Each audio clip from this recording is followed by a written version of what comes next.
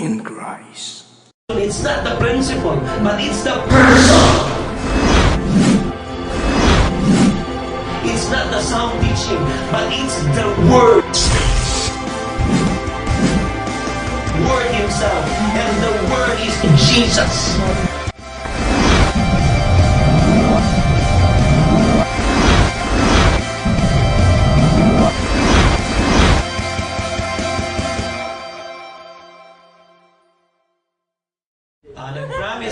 Nag-promise ko nga makikistorya ko today about identity. So, tanawan na yung katapad niya, ina siya nga identity.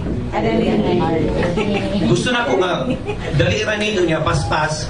But anyway, gusto sana ko nga masabdan yung mayo. That's why ako ning gihimo kay guys, good man ang ID card o identity. By the way, ako nakita dito sa internet nga ang major cause sa suicide is identity crisis. Kaya nga naman, ang mga batanon karon wala kay baluon sa ilang real identity. Are you with me? By the way, what is identity? Identity is a picture of who you are, what you believe, what you receive, na who you are inside you. Mao na identity. So are you getting this? Kanang imong gituan nga mo gini ko, mura gid ko si Derek Ramsey mo gini ko. But the problem with that identity, tungod kay later on mag-collapse na siya. Kay nga naman, you'll be facing pressures, you'll be facing problems sa imong kinabuhi, unya og dili mao ang identity nga imong gikuha sa imong kaugalingon, mag-collapse na. Tanawa daw imong kaugalingon. Tanawa daw imong kaugalingon. Are you building your identity on this? Education, profession. Kung magkatiwas ng igong eskwela, og na lang gid profession, mahimo lang gid kong abogado. Maka-start lang gid ko sa akong business by. But I want you to get this. Basahan ni, nothing. Nothing. If we are building our identity on this, ingon ang Biblia, moabot ang hangin, moabot ang unos, moabot ang ulan, o tanawa ning balaya nga nabutang sa sand. Because everything nga imong gisaligan, aning kalibutan na, balas na siya tubangan sa Ginoo. And dili na siya makabarog sa diyang moabot ang mga pagsulay. Amen ba? Si Jesus ba imong solid rock? Are you building your foundation on the solid rock? Because you know what? Walay laing pinaka-center sa atong kinabuhi, it's only Jesus.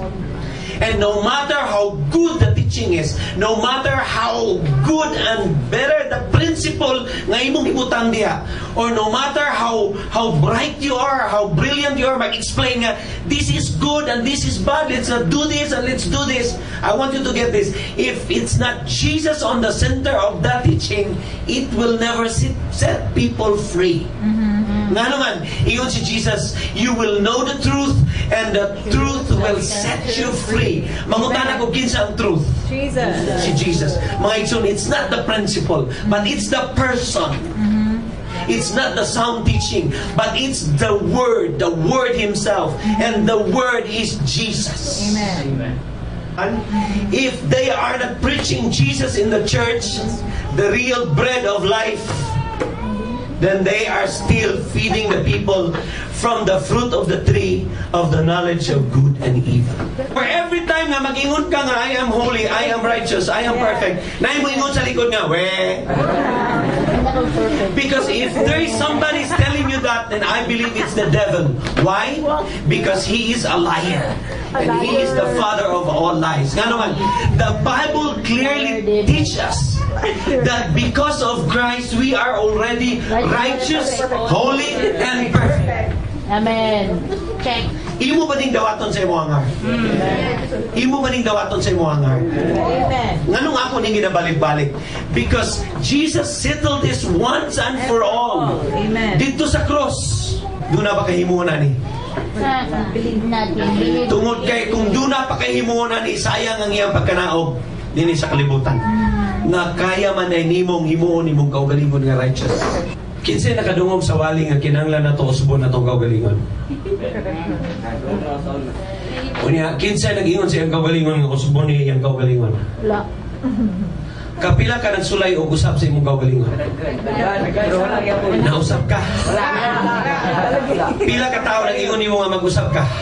Ganyan sila. Pero sila nausap pod. Wala. Inyo ba kung nangasabtan?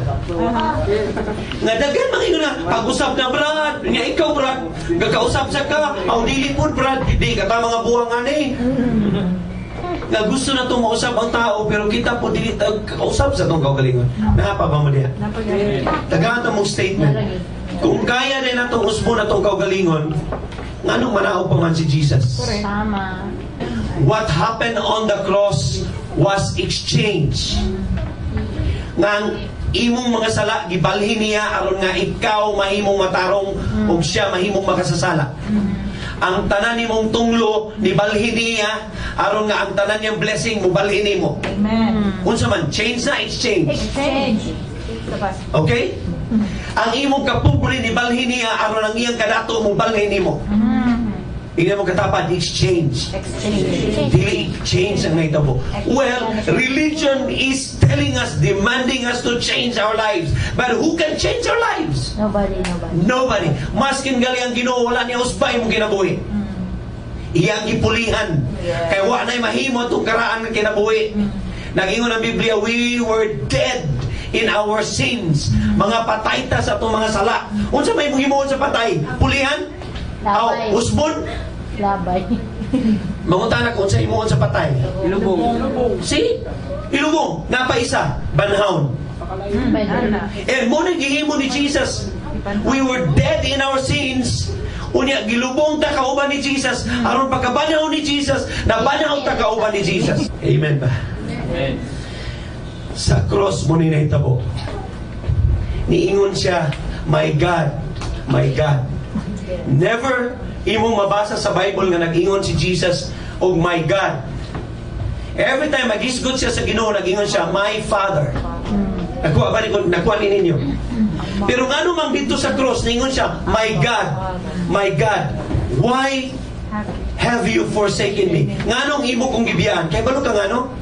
Dili niya matawag ang Ginoo nga Father ngano man. Ang tanang sala sa kalibutan iyang gipasan, ang imo ug akong sala iyang gipasan. O dili makatanaw ang Papa niya tungod kay ang tanang sala sa kalibutan na niya. Nagingon ang Isaiah that my God has turned his face from you because of your sin. O kato nga prophecy sa Isaiah na itabo to dito sa cross nga gisnaban siya sa amahan. O dili siya ngayon mutawag nga Father nga naman ang tanan natong sala na niya. Nakuha ba ko ninyo? Kaya ba mo nga ano to? Nagibiyaan siya sa amahan aron nga ikaw ug ako dili na talikdan sa amahan. Thank you, Lord. Amen. Pagtanaw sa amahan niya, grabe nga unrighteousness nga nakita sa amahan. Dili siya kaya tanawon sa amahan aron nga ang iyang righteousness mapasa dinhi sa tuwa. Amen. Inay mo katapat kung doon na may usbon diri. Kani mo ang mind. Mo na gitawag nga metanoia. Ang meaning sa metanoia is repentance. Ang relihiyon, ang meaning sa repentance sa relihiyon, kato, my God, pasiluwa ko sa mga sala. Dili na mo yung meaning sa repentance. Kaya ang meaning sa repentance is just simply changing your mind. Yeah. Aron ninyo masabtan kung sa akong giingon. Because many pastors will disagree with me. Nga pas, kung wala na day usbon sa imong kaugalingon, nga nung daghan pa may naitabo ni mo. It's just like this. I don't know if you have heard the story of Houdini. Great Houdini is a escape artist. Kaya balo mo sa escape artist? Kanang, maskin unsa ni mo siyang ilak, maka-escape yun siya. Bukusan siya mga kadina, daghang gig mga kandado, ihulabay sa dagat, makabuhi yun siya. Tanang lak, iyang ablihon. Okay? Nakuha ninyo rin? Okay. This is a true story. Inyo magaling na makita sa mga movie. Oh, you can go to YouTube and look for Houdini. One day, nag-challenge ang Swiss. Ingon siya nami maximum prison cell nga among i-challenge si Houdini nga abriho niya. Gistudihan ni Houdini ang maximum prison cell. Ingon siya, well, just give me 30 minutes. Ako nang ablihon. Okay. Ingon ang warden dito. Ablihon ako. Ani? So, butang tanan mga camera, mga newspaper na dito tanan mga newsman waiting for Houdini nga ma-break niya ang prison cell. 30 minutes. Why nahimo si Houdini? Grabe ng paningot. Hubog na niya yung Amerikana. Another 30 minutes. Basa na kayo sa singot. 1 hour na. Huwag pa niya na-abre. Another 30 minutes. Ulaw na kay si Houdini. Exhausted na kayo. Paspaso na kong istorya. Pag abot ng 2 hours, na-collapse si Houdini. Pagka-collapse niya, dito siya natumba sa pertahan. Na-abre ang pertahan. You know what's wrong? Gusto niyang ablihan ang abli na daan. Unsaon mo pag-abli sa abli na daan. And this is what Jesus did for us. He made us righteous already when He died on the cross. But sad to say, religion wants you to be righteous in your own way sa imong kaugalingon pagpaningkamot. Mao nang dili ka na hinuon mahimong righteous sa tubangan sa Ginoo. Ngano man, ingon ang Biblia sa Isaiah, your righteousness is as filthy as rag in the eyes of God. Ngano man, the moment paningkamutan nimo imong righteousness, not the righteousness of Jesus, trapo na atubangan sa Ginoo. Yes. Are you getting this? Nga dito sa krus, gihimo na kanyang balaan. This is my beloved son in whom I am well pleased. Binisaya. Mao niya akong binalanggang anak. Kaniya lang may kalipay ako. Kanato? Sa atong pagsimba, sa atong pagludluhod, sa atong pagfasting, sa atong pagbasa sa Bible, malipay ang Ginoo. No, kang Jesus lang. Maubitaw nga atong gidawat si Jesus. Pas, di na dahil magbasa pas, di na dahil magludlud, di na dahil naunsa man. But kung naghuno na ka, nga mo ni makapalipay sa Ginoo, because it's only Jesus that pleases the Father. It's not us. Is this good news? Yes. Akong i-end na kapag. Pila din yung mga high school students, nag-agi high school, karon college na. Okay, gamay nga lesson nga akong balikan. What is noun? So, okay, it's referred to a person, things, place. Okay, like United States of America, noun. Noun. Now, in the Bible, I want you to get this. Holiness is a noun. Perfect is a noun. And righteousness is a noun. Sugot mo. Opo. Ingon ko sa mga pastor, sugot mo ni pastor. Sugot. Unyang ano lagi o maghisgot ang righteousness sa inyong utok, verb man lagi. Magmatarong kita, munang mag-ampo kita, magbasa kita, mag-winsols kita. Ito pa. Abi ko man ang righteousness noun. Oh, pastor, unya, interpret. Magluluhod kita, mag-ampo, kurawanan kita, mag-worship. Verb pa na. Are you getting this?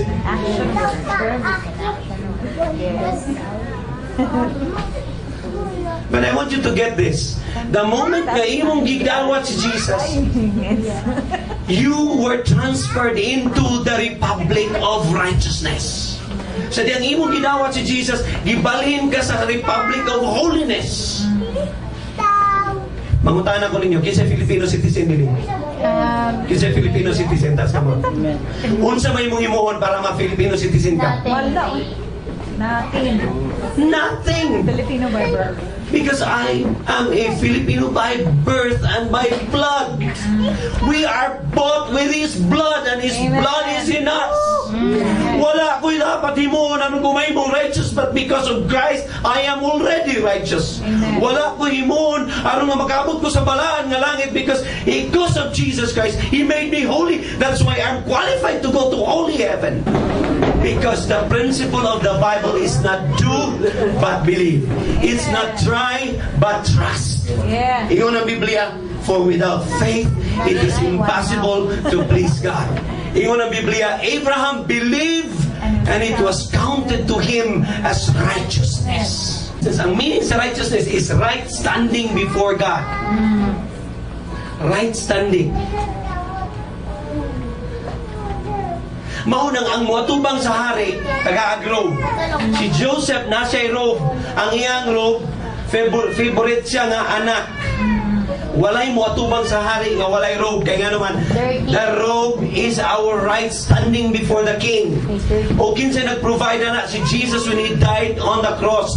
Gitagaan niya robe of righteousness. Amen.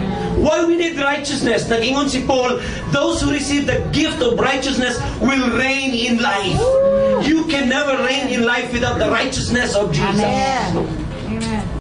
His robe of righteousness makes us right before the presence of the King. Amen. That's why ang mga anak sa Ginoo dunay healthy nga mga lawas. Amen. O dunay wealth beyond measure. Yeah.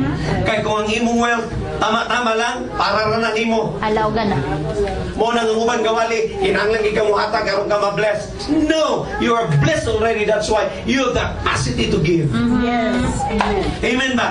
In the presence of God, you are somebody because someone lives inside you. Amen. And that is Jesus. All in all, nganong choy man kayo itong iskutan din because it is a gift. For free. Tingnan mo nga ba, it's for free. Salamat, Lord. All you have to do is receive it by faith. Sa ibong kasi-kasi. Joy. Amen ba? Yeah. Pwede ba tama ng dog? Sorry kayo, I want to...